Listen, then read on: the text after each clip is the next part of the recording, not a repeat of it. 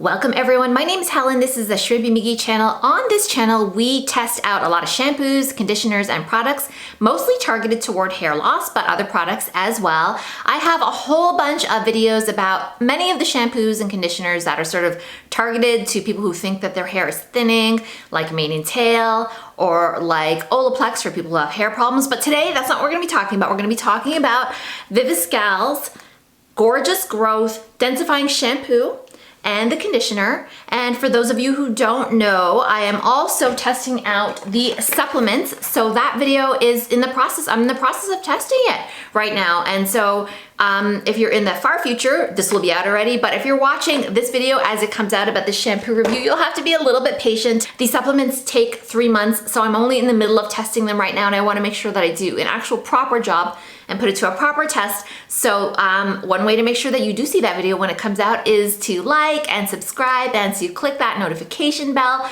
But let's get on with the shampoo and conditioner. So right off the bat, the bottom line kind of is that I love this conditioner. I've spoken about it many times on my channel. I am familiar with these two products. I have used them before. I do not love the shampoo for my personal hair, and I will show you guys and tell you why. We'll put it to a full test. I'm gonna try these out for a week. I don't think I can commit to the 2 weeks, which is what I've been trying to do with shampoos lately, just because the shampoo does not work great for my hair. We'll get into that, but I will try it for a week. And so this is just the result of my first wash. This is called Gorgeous Growth Densifying Shampoo, and this is called Gorgeous Growth Densifying Conditioner. So the idea behind it is that they are for growth, but are they? Let's unpack that. Now, despite both of them being called Gorgeous Growth, the interesting thing is when you start to actually read the packaging, it does say gently cleanses, leaving hair looking naturally thicker and fuller. And the conditioner says weightless conditioning for thicker, fuller looking hair. So really, you know, the claim here is about the look of the hair and not that it does anything. It doesn't help your hair grow faster or prevent hair loss, which I do love. I do love a product that doesn't claim things. And then in fine print, you see like it reduces hair loss, but then you look at the fine print, there's an asterisk and it says like hair loss due to breakage. So this isn't claiming anything about hair loss, which I do quite enjoy. Yeah, let's have a look at my hair.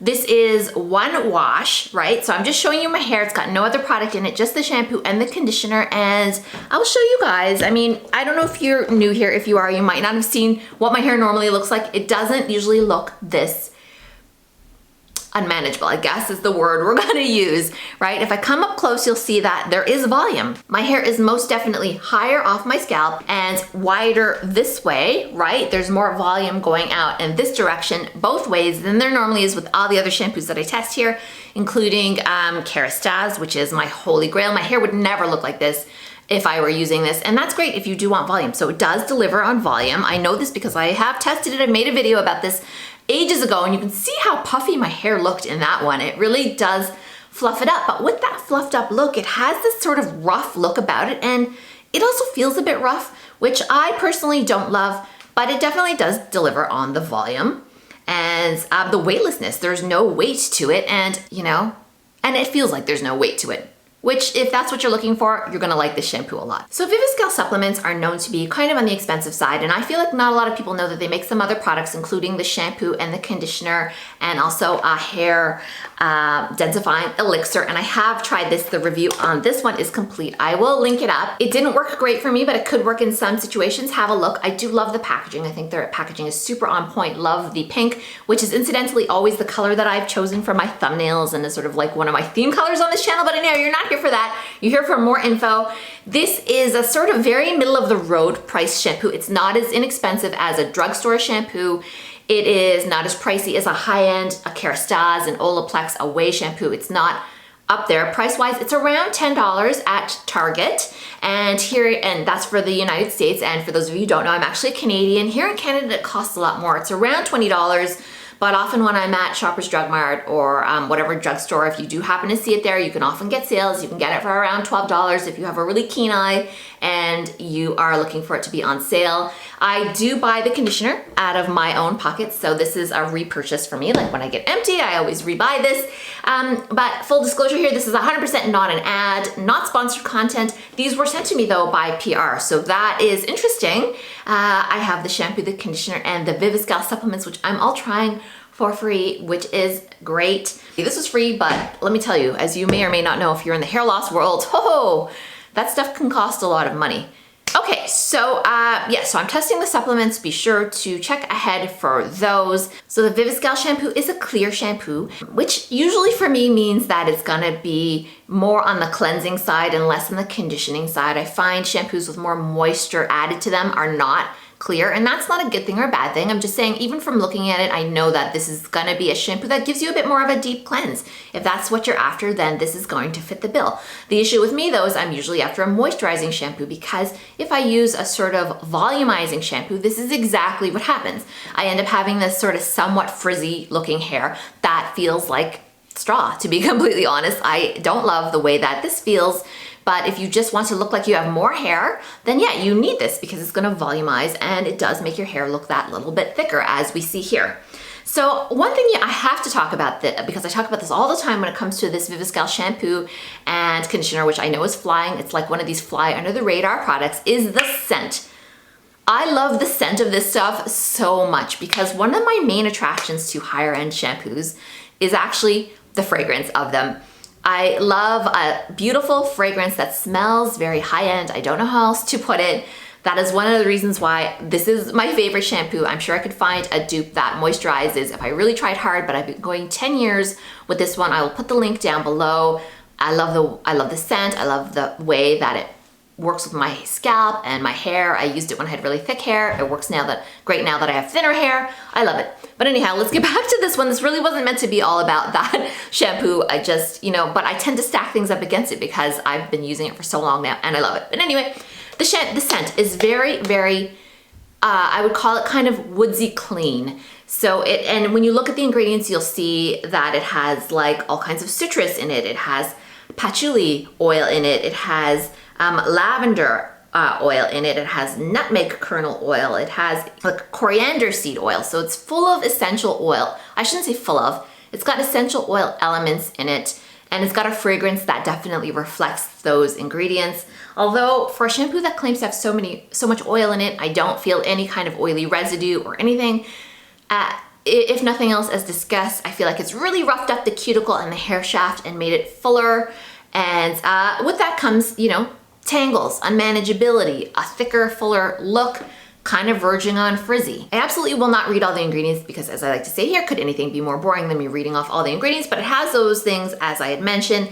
This is, I believe, a shampoo that does have sulfates in it. Yes, sulfate is on there as an ingredient. It has glycerin, which is a moisturizing type ingredient. It has panthenol, which is a good ingredient as well. I am not seeing off the top. So, yes, it does. It has dimethicone, so it is a silicone base. So this is not good for curly girls. Obviously, I'd say even just looking at the results of my hair here, if you're a curly girl, you know that you can't use a shampoo like this. It is just too drying for your hair type.